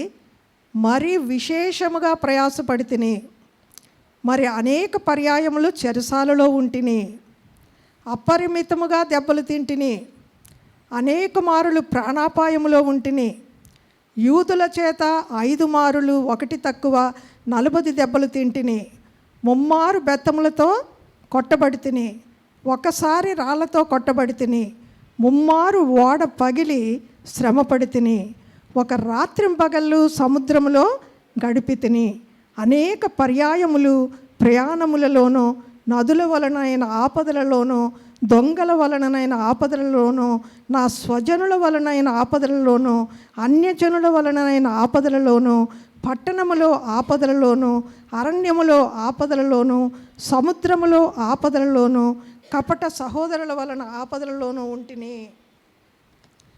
ఆ తర్వాత ఏమంటున్నాడంటే, కష్టములతోనూ, తరచుగా జాగరణములతోనూ, ఆకలి దప్పులతోనూ, తరచుగా ఉపవాసములతోనూ, చలితోనూ, దిగంబరత్వంతోనూ ఉంటిని. ఇంకనూ చెప్పవలసినవి అనేకములున్నాయి. ఇంకా ఇది సరిపోలేదటండి, ఇంకా ఏమున్నాయట? ఇప్పటికే మనకు చాలా ఆయాసం వచ్చేస్తుంది కదండి. అతను పడినటువంటి శ్రమలు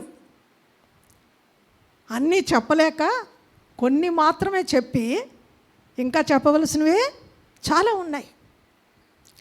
ఎన్ని శ్రమలను అనుభవించాడంటే పౌలు, మన ఎవ్వరికీ కూడా అటువంటి శ్రమలు ఇంతవరకు రాలేదు.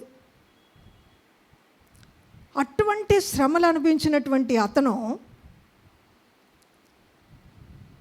దేవుడు అనుమతిస్తేనే ఎవరికైనా శ్రమలు వస్తాయి ప్రియులారా. తను తాను తగ్గించుకున్నాడు. తన స్వనీతిని అంతటినీ కూడా అనుదినము సిలువ వేస్తూ ఉన్నాడు, చంపుకుంటూ ఉన్నాడు, ప్రభు యొక్క కృపను జ్ఞాపకం చేసుకుంటూ ఉన్నాడు. అంతటితో ఆగకుండా దేవుడు ఏం చేశాడు? ఇతనికి ఈ శ్రమలన్నిటి నుంచి ఆయనను విడిపించగలడు దేవుడు.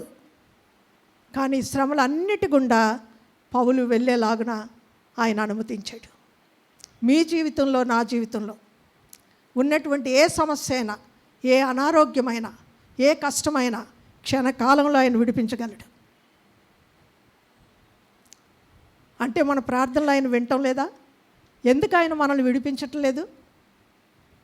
దాని వెనకాతల దేవుని యొక్క గొప్ప ప్రణాళిక ఉంది ప్రియులారా.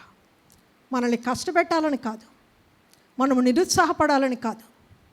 ఈ లోకం ముందు వీరు కూడా మాలాగే శ్రమ పొందుతున్నారు కదా, వీరిలో గొప్పతనం ఏంటి, వీరి దేవుడిలో గొప్పతనం ఏంటి అని వారు ప్రశ్నిస్తే మనం తలదించుకొని సిగ్గుపడాలని దేవుని ఉద్దేశం కాదు. దేవుని యొక్క ఉద్దేశం ఒకటే ప్రియులారా, మనం జ్ఞాపకం చేసుకుందాం. అశాశ్వతమైన ఈ లోకంలో కలిగే వాటి గురించి మనం అత్యంతంగా ఆలోచించకూడదు. మనకు కలగబోయే ఆ గొప్ప దీవెన కొరకు, పరలోక రాజ్యము కొరకు, ఆయన వారసత్వం కొరకు దేవుడు ఏం చేస్తున్నాడు?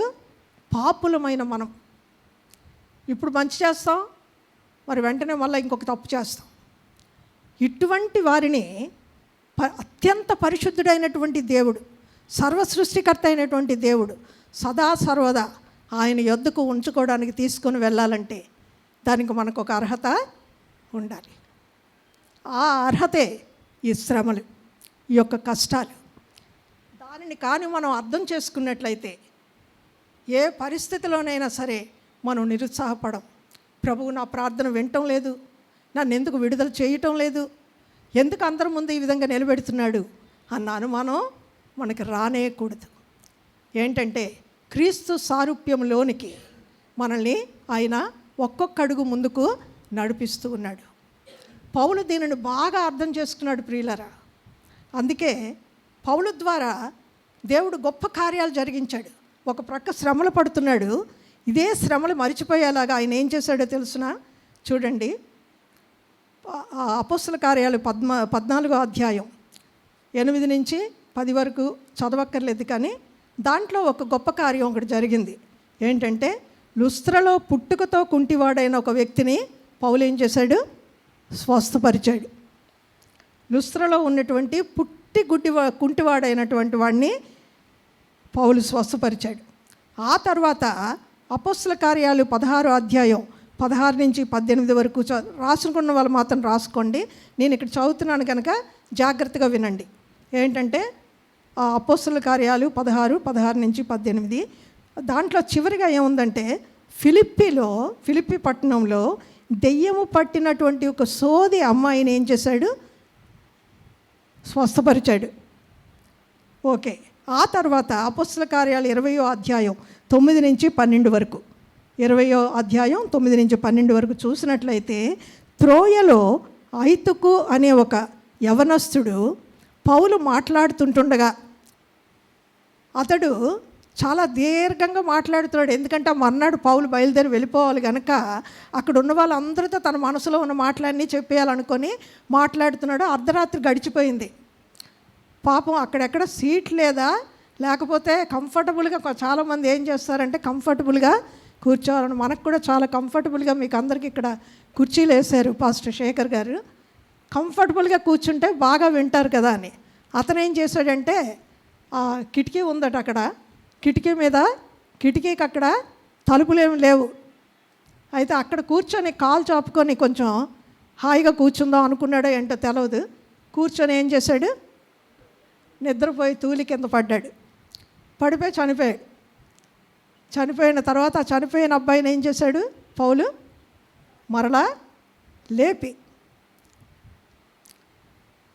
పునరుత్థానుడిగా చేసి తీసుకొని వచ్చాడు. ఇవన్నీ నేను ఎందుకు చెప్తున్నానంటే ఆయన కుంటివారిని స్వస్థపరిచాడు, తర్వాత ఏమో దెయ్యాలు పట్టిన వారిని స్వస్థపరిచాడు, ఆ తర్వాత చనిపోయినటువంటి వారిని మరలా తిరిగి లేపాడు. కానీ ఇవన్నిటికంటే కూడా అపోస్తల కార్యాలు 19వ అధ్యాయం 11వ వాక్యంలో ఒక మాట రాయబడి ఉంది. 19:11 మరియు దేవుడు పౌలు చేత విశేషమైన అద్భుతములను చేయించెను. అతని శరీరమునకు తగిలిన చేతిగుడ్డలైనను నడికట్లైనను రోగుల యొద్దకు తెచ్చినప్పుడు రోగములు వారిని విడిచెను, దెయ్యములు కూడా వదిలిపోయెను. అంతటితో ఆగకుండా పౌలు చేత ఎటువంటి అద్భుతాలు చేయించాడటండి? అతని శరీరానికి తగిలిన చేతిగుడ్డలు.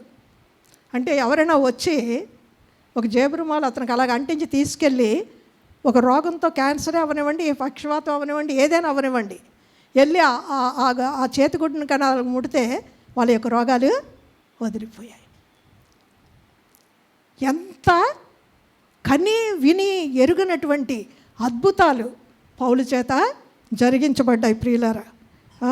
ఆ యొక్క చేతిగుడ్డలట, నడికట్లట, ఇవన్నీ కూడా ఆయన శరీరానికి తగిలించి రోగుల యొద్దకు తీసుకొని వస్తే రోగాలు విడిచిపోయాయట, దెయ్యాలు విడిచిపోయాయట. ఈనాడు కానీ పౌలు మన మధ్యలో ఉన్నట్లయితే ఏం చేస్తామండి? ఎవరికి రోగాలే ఉండవు కదా. అది మాత్రమే కాదు, ఈ రోజున జరుగుతున్నటువంటి కార్యాలు మనం చూస్తున్నాం కదా. పౌలు నడుచుకొని రాడు, వాడల్లో ప్రయాణం చేయడు. ఎలా ప్రయాణం చేస్తాడు?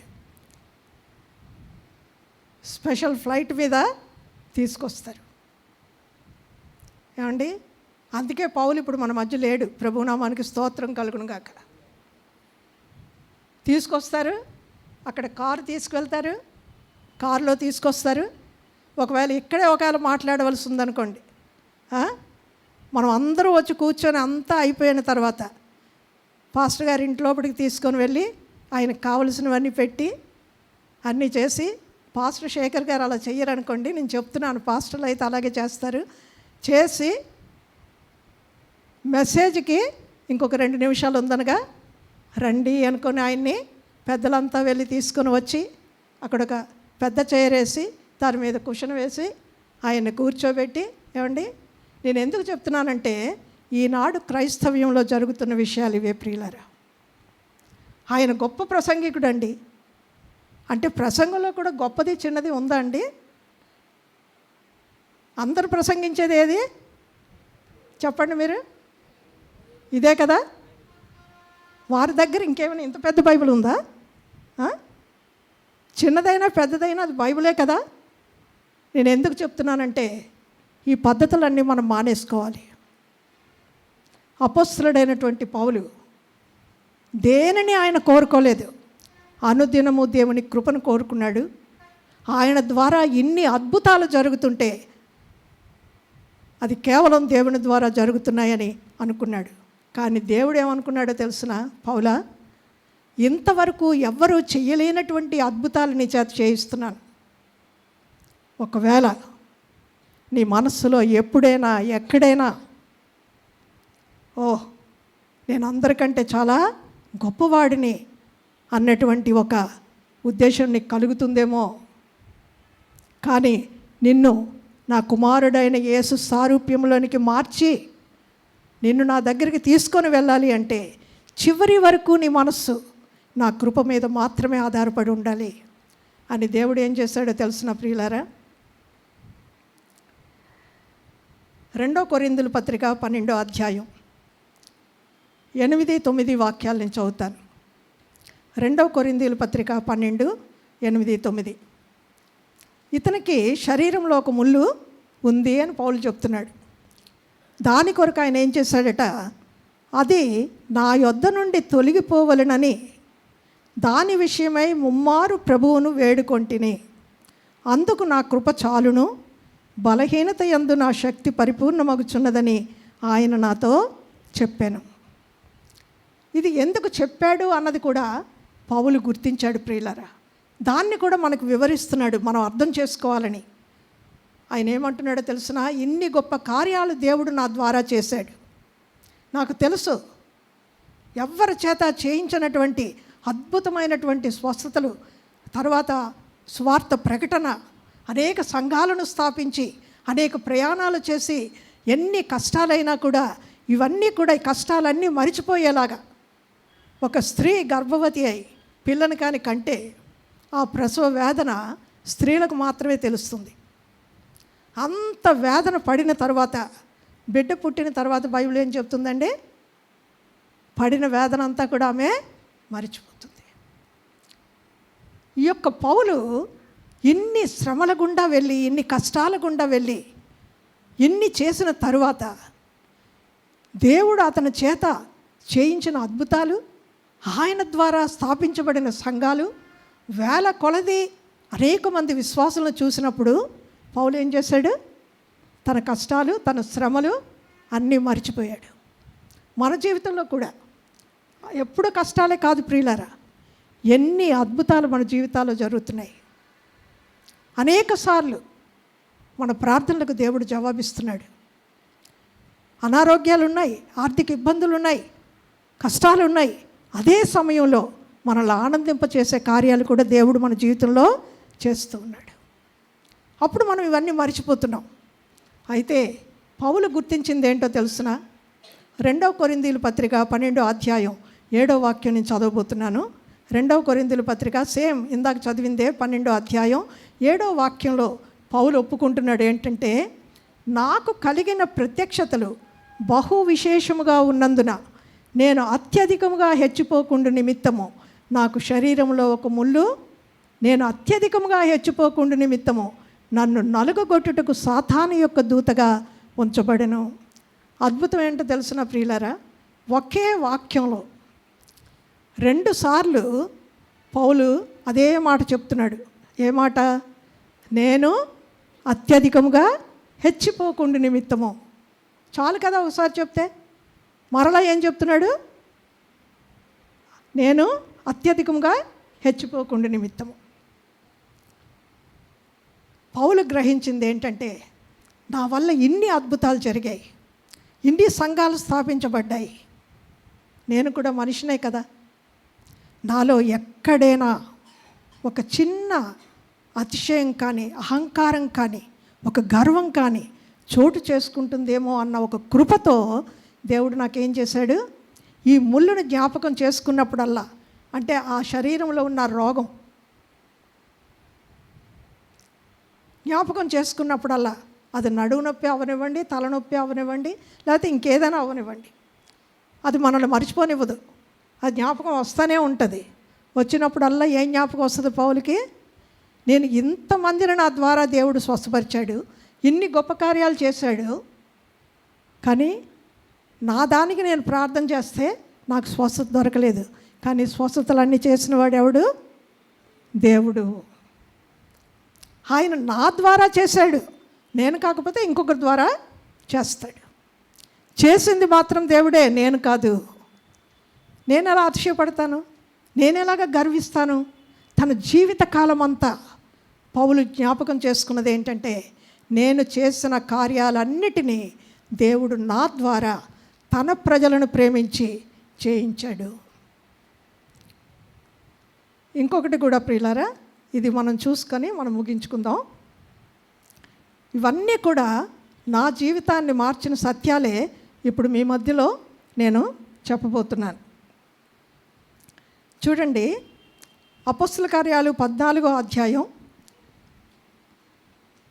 8 నుంచి 10 వరకు రాసుకున్న వారిలో, అది మనం చదివేశాం కదా.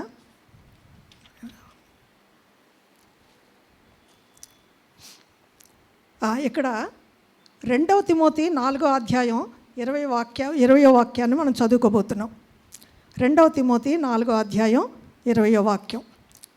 ఎరస్తు కొరింథీలో నిలిచిపోయెను, త్రోఫిము రోగి అయినందున అతని మిలేతులో విడిచి వచ్చి తిని. జాగ్రత్తగా వినండి. ఇక్కడ పౌలు తిమోతికి రాస్తున్నాడు. ఎలాగంటే, ఎరస్తు అంటే ఒక అతను కొరింథీలో నిలిచిపోయాను, ఇతనితో రాలేదు, అక్కడే ఉండిపోయాడు. ఎందుకు ఉండిపోయాడట?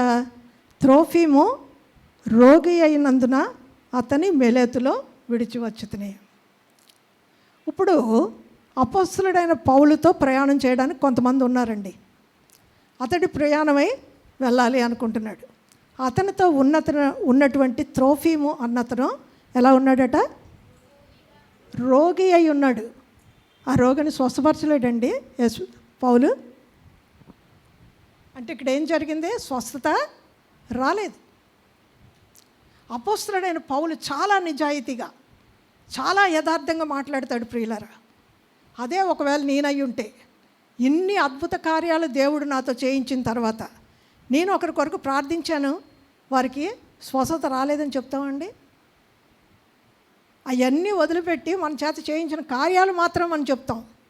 కానీ అపొస్తలుడైన పౌలు తన ద్వారా జరిగినవి చెప్తున్నాడు, తన ద్వారా జరగలేనివి కూడా చెప్తున్నాడు.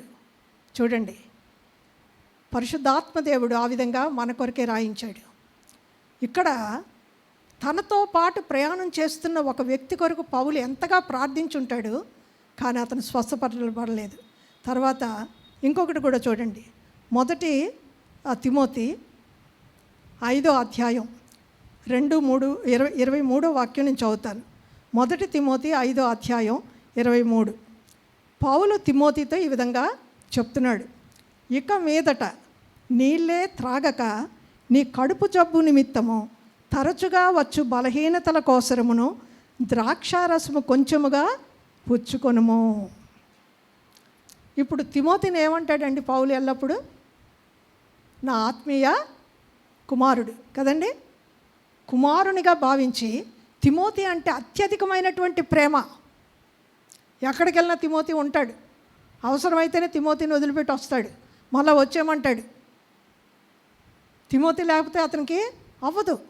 అంతగా ప్రేమించినటువంటి తిమోతితో ఏమంటున్నాడు ఇక్కడ?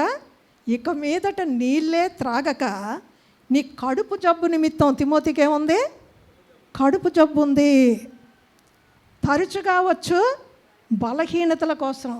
ఒకసారి రెండుసార్లు కాదండి, అతడు చాలా బలహీనుడు. శరీరంలో ఏమొస్తాయట? బలహీనతలు తరచుగా వస్తాయట. ద్రాక్షారసం పుచ్చుకో అంటే ఇది త్రాగుడు కాదండి, మనం తాగుతున్నాం కదా ద్రాక్షారసాన్ని. ద్రాక్షారసాన్ని పుచ్చుకో అని సలహా ఇస్తున్నాడు. అంటే ఇక్కడ అర్థం ఏంటి? తిమోతి కోసం పౌలు ప్రార్థించలేదా? రోజు ప్రార్థిస్తూ ఉంటాడు, తన ప్రియమైనటువంటి ఆత్మీయ కుమారుడు. కానీ తిమోతికి స్వస్థత రాలేదు. నేను ఎందుకు చెప్తున్నానో తెలుసు నా ప్రియులారా? ఏం దేవుడు ఇంతమందిని స్వస్థపరిచి నా దేవుడు తిమోతి ద్వారా అతనికి అవసరమైన వారు, అతని పరిచర్యకు అవసరమైన వారు ఆరోగ్యంగా ఉంటే ఇంకా బలంగా పరిచర్య చేయవచ్చు. కానీ వారిని ఎందుకు స్వస్థపరచలేదు? అంటే ఇప్పుడు పౌలు ప్రతిరోజు తిమోతిని చూసినప్పుడు, తన పరిచారకులు తనతో పాటు ఉన్న వారిని చూసినప్పుడు, ఎవరికైతే స్వస్థత కలగలేదో వారిని చూచినప్పుడల్లా పౌలుకి ఏం జ్ఞాపకం వస్తుంది? ప్రభువా, నా ద్వారా నువ్వు ఎన్నో గొప్ప కార్యాలు చేయించావు, కానీ చేసింది నేను కాదు, నీ ద్వారా నీవు మాత్రమే అది చేయగలవు. నీ కృప నాకు చాలు. ప్రియులారా, దేవుడు అనేకసార్లు మన ప్రార్థనలు వింటున్నాడు, మన మధ్య గొప్ప కార్యాలు చేస్తున్నాడు. కానీ అనేక విషయాలలో ఇంకా మనకి జవాబు రానిటువంటి ఎన్నో ఉన్నాయి ప్రార్థనలు. నిరుత్సాహపడొద్దు. నా జీవితంలో కూడా అనేకం ఇంకా మిగిలి ఉన్నాయి. ఎన్నో నాళ్ళగా ప్రార్థన చేస్తున్నట్లకి ఇంకా జవాబు దొరకనివి.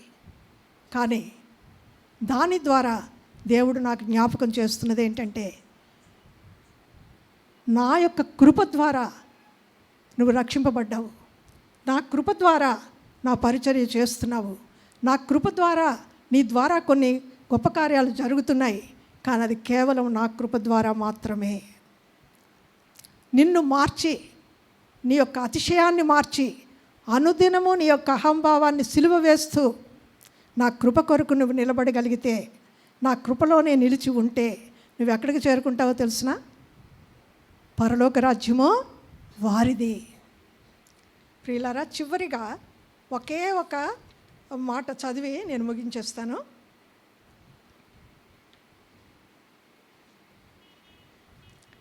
ఇక్కడ మీరు ఇంటికి వెళ్ళిన తర్వాత టైం అయ్యింది కనుక నేను ఇప్పుడు చదవట్లేదు. ఒకవేళ చదివితే కూడా చాలా మంచిదే అనుకుంటున్నాను. ప్రకటన గ్రంథం, ఇదే చివరి వాక్యం. ప్రకటన గ్రంథం 21వ అధ్యాయం 18 నుంచి 21 వరకు చదివి మనం ముగించుకుందాం. ప్రకటన 21, 18 నుంచి 21. ఇది పరలోకం గురించి రాయబడిందండి. ఆ పట్టణపు ప్రాకారము సూర్యకాంతములతో కట్టబడెను. పట్టణము స్వచ్ఛమగు స్ఫటికముతో సమానమైన శుద్ధ సువర్ణముగా ఉన్నది. ఆ పట్టణపు ప్రాకారపు పునాదులు అమూల్యమైన నానావిధ రత్నములతో అలంకరింపబడి ఉండెను.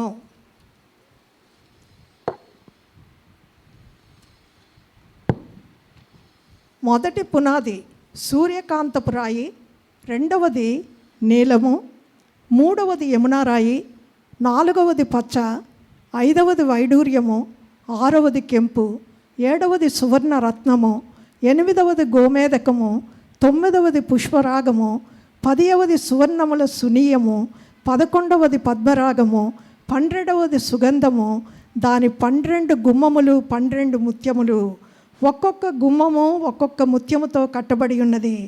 పట్టణపు రాజవీధి శుద్ధ సువర్ణమయమై స్వచ్ఛమైన స్ఫటికమును పోలి ఉన్నది. ప్రభువు నామానికి స్తోత్రం కలుగునుగాక. ప్రియులారా, ఇటువంటి మన ఊహలలో కూడా అది ఎలాగుంటుందో, మనకి ఎంత అద్భుతంగా ఉంటుందో, ఎంత సుందరంగా ఉంటుందో మానవుని యొక్క మనస్సుతో ఊహతో మనం అర్థం చేసుకోలేం. ఇంత గొప్ప పట్టణానికి, ఇటువంటి గొప్ప స్వర్గానికి మనల్ని వారసులుగా చేసిన దేవుడు ఎందుకు మన జీవితంలోనికి మన యొక్క అహాన్ని తగ్గించి ఆయన కృపను జ్ఞాపకం చేసుకొని అనుదినము క్రీస్తు సారూప్యంలోనికి నెమ్మదిగా మనల్ని మార్చి ఇటువంటి గొప్ప పట్టణానికి మనల్ని తీసుకువెళ్ళడానికి ఆయన అనుక్షణము మన దగ్గర ప్రయాసపడుతూ ఉన్నాడు. ప్రియులారా, ఇది ఒక్కసారి కానీ మీరు జ్ఞాపకం చేసుకుంటే, రోజు చదువుకోండి వాక్యాన్ని. ఇంత గొప్ప పట్టణానికి మనం వెళ్ళబోతున్నాం. ఈ సమస్యలు, ఈ యొక్క కష్టాలు, ఈ యొక్క అనారోగ్యాలు ఇవన్నీ కూడా ఏమీ కాదు. ప్రభువు అనుమతిస్తున్నాడు నన్ను అటువంటి గొప్ప ప్రదేశానికి నన్ను తీసుకొని వెళ్ళడానికి. ప్రభువు నామానికి స్తోత్రం కలుగునుగాక. నీతి నిమిత్తము హింసింపబడు వారు ధన్యులు, పరలోక రాజ్యము వారిది. ప్రభువు నామానికి స్తోత్రం కలుగునుగాక. కనులు మూసుకుందాం, ప్రార్థన చేసుకుందాం. ఆనాటి పౌలులా బ్రతకాలని, ఆశ్చర్య కార్యాలు చేయాలని, ఆనాటి పౌలులా బ్రతకాలని, ఆశ్చర్య కార్యాలు చేయాలని, అపవాదిని చిదుగా త్రొక్కాలని, అపవాదిని చిదుగా త్రొక్కాలని, ఆత్మీయ శిఖరాల నెక్కాలని, ఆత్మీయ శిఖరాల నెక్కాలని, ఆశైతే ఉంది నాలో, అందుకోలేకున్నాను. నా చేయి పట్టుకో నా యేసయ్యా, నా చేయి పట్టుకో నా రక్షకా. ఆశైతే ఉంది నాలో, అందుకోలేకున్నాను. నా చేయి పట్టుకో నా రక్షకా, నా చేయి పట్టుకో నా యేసయ్యా. ఆనాటి పౌలులా బ్రతకాలని, ఆశ్చర్య కార్యాలు చేయాలని, ఆనాటి పౌలులా బ్రతకాలని, ఆశ్చర్య కార్యాలు చేయాలని, అపవాదిని చితుగా త్రొక్కాలని, అపవాదిని చితుగా త్రొక్కాలని, ఆత్మీయ శిఖరాలు ఎక్కాలని, ఆత్మీయ శిఖరాలు ఎక్కాలని, ఆశైతే ఉంది నాలో, అందుకోలేకున్నాను. ఆశైతే ఉంది నాలో, అందుకోలేకున్నాను. నా చేయి పట్టుకో నా యేసయ్యా, నా చేయి పట్టుకో నా రక్షకా, నా చేయి పట్టుకో నా యేసయ్యా, నా చేయి పట్టుకో నా రక్షకా. ముగింపు ప్రార్థన మన మధ్యలో ఉన్నటువంటి అనిల్ పాష్ గారు చేస్తారు.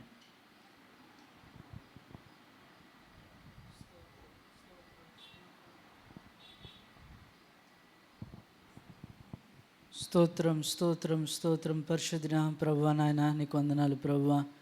మరొక మారు ఇక నన్ను మీరు ఇచ్చినటువంటి మహాకృపను బట్టి నీకు వందనాలు స్తోత్రాలు ప్రభువా. ఇటు రీతిగా ప్రభువా ఇగో నాయన ఆదివారపు దినాన్ని మమ్మల్ని అందరినీ సమకూర్చి ప్రభువా అయ్యా నీ కొరకు నిలవబెట్టి ఇగో నాయన నీ మాటలను ఇగో ప్రభువా నాయన ఆంటీ గారి ద్వారా మాతో మాట్లాడిన విధానం బట్టి నీకు వందనాలు. ఇగో ప్రభువా నీతి కొరకు ఇగో నాయన హింసింపబడి ఇగో నాయన హింసింపబడుతున్న వారు ధన్యులు, వారు పరలోక రాజ్యాన్ని స్వతంత్రించుకుంటారని. ఇగో నాయన కొన్నిసార్లు మాకు వచ్చేటువంటి అనారోగ్యము ఇగో ప్రభు మీరు మాకు ఇచ్చేటువంటి హింస అని ప్రభువా ఇగో నాయన మీరు మాట్లాడిన విధానం బట్టి నీకు వందనాలు. ఇగో నాయన పౌలు ఇగో నాయన తన స్వనీతిని అలాగే ప్రభువా ఆహాన్ని చంపుకొని ఇగో నాయన హింసించిన వాడిని అపోస్తలుని అంటకు అర్హుడును కానని, ఇంక ప్రభువా పాపులలో ప్రధానుడినని ప్రభువా ఇగో నాయన పరిశుద్ధుల్లో అత్యల్పుడినని ప్రభువా ఇగో నాయన మాటలు పలికినటువంటి ఇగో నాయన నీ యందు ఎటువంటి అతిశయమును ప్రభువా కనపరచినటువంటి పౌలును ఇగో ప్రభువా అనేక అద్భుతాలకి ప్రభువా ఇక చేయడానికి ప్రభువా మీరు చూపించినటువంటి కృపను బట్టి నీకు వందనాలు. ఇగో నాయన చనిపోయిన వారిని ఇగో నాయన దయ్యములు పట్టిన వారిని ఇక ప్రభు రోగులను అందరినీ ప్రభువా ఇగో నాయన కార్యములను చేసిన పౌలు ఇక ప్రభు తన అసమర్థతను కూడా ప్రభువా ఇగో నాయన కార్యములు చేయనప్పటికీ ఇగో నాయన దాన్ని యోగ్యముగా రాయించిన ఇగో నాయన పౌలును బట్టి నీకు వందనాలు. ఇగో నాయన తాను బ్రతికినంత కాలము ఇగో నాయన మాకు మాదిరిగాను అలాగే ప్రభువా ఇగో నాయన అతిశయము లేనటువంటి వానిగా ఇగో నాయన క్రీస్తే ఇగో నాయన బలహీనతే ఇగో నాయన గొప్ప అతిశయంగా తన ముళ్ళుని చూచుకుంటూ వెళ్ళిపోయిన పౌలును ప్రభువా మీరు ఎంత అత్యధికంగా ఆశీర్వదించారో ఇగో నాయన మాకు కనపరిచిన విధానమును బట్టి నీకు వందనాలు. ఇగో నాయన మా జీవితాల్లో ఆహాన్ని స్వనీతిని మేము చంపుకొని బ్రతుకుటకు ఇవన్నీ నీ కొరకు నిలవబడే గొప్ప కృప ఇగో ప్రభువా అతిశయం అంతటిని తొలగించుకొని ఇగో నాయన మాలో నేను అనేటువంటి భావాన్ని తీసుకొని ఇగో ప్రభువా క్రీస్తే దీనిలో ఉన్నాడు, క్రీస్తే దీనిని చేశాడు అని ప్రభువా ఇగో నాయన అయ్యా గర్వముగా నిన్ను ప్రకటించుటకు సహాయమును దయచేయమని ఇగో నన్ను చేరువచ్చిన బిడ్డలందరూ మీరు జ్ఞాపకం చేసుకునండి. ఇగో నాయన ప్రతి ఒక్కరిని మీరు దీవించండి. ఒక మాట చేతనైనను ప్రభువా ఈ దినము ఇగో నన్ను ధ్యానించుకున్నట్టుకు సహాయమును దయచేయండి. మా సేవకులను ప్రభువా ఇగో నాయన అయ్యా మీరు ఆశీర్వదించండి. ఇగో నాయన అనారోగ్యం నుంచి మీరు విడిపించండి. ఇగో ప్రభు ఆరోగ్యంగా మీరు నిలవబెట్టుకునండి ప్రభువా. ఇగో నాయన 17, 18 తారీఖుల్లో జరుగుతున్నటువంటి సేవకుల సదస్సును మరి ముఖ్యంగా దీవించండి ప్రభువా. ఆ రోజున ఇగో నన్ను సేవకులను వెలిగించండి. ఇగో నాయన గొప్ప దీపముగా నిలవబడి ఇగో ప్రభువా ఇగో నాయన అనేకుల మధ్య ఇగో నీ సేవను సంపూర్తి చేసి మరలా నీ గృహములకు తిరిగి వచ్చేంతవరకు నీ కృపను దయచేయమని మా అందరికీ నీ కృపను అట్టి విధముగానే దయచేయమని నజరేడైన యేసుక్రీస్తు వారి పరిశుద్ధమైన నామమును బట్టి అడిగి బ్రతిమలాడి వేడుకొనుచున్నాము తండ్రి, ఆమేన్. మనందరం లేచి నిలబడదాం. మన పరమ తండ్రి అయిన దేవుని ప్రేమయు కుమారుని యొక్క కృపయు పరిశుద్ధాత్మ దేవుని యొక్క అన్యోన్యత సహవాసము ఆదరణ ఇప్పుడును ఎల్లప్పుడూ స్వనీతిని అహమును చంపుకొని అతిశయాన్ని కూడా చంపుకొని దేవుని కొరకు నిలబడే ప్రతి ఒక్కరి కొరకును దేవుడు తోడేండి నడిపించునుగాక. ఆమేన్ ఆమేన్. ఆశీర్వాదంబుల్ మా మీద వర్షింపచేయుమిసా, ఆశతో నమ్మి ఉన్నాము నీ సత్య వాగ్దత్తముల్ ఈ మాయి మీద కృమ్మారించుము దేవా, గ్రమ్మార ప్రేమ వర్షాంబుల్ కృమ్మారించుము దేవా.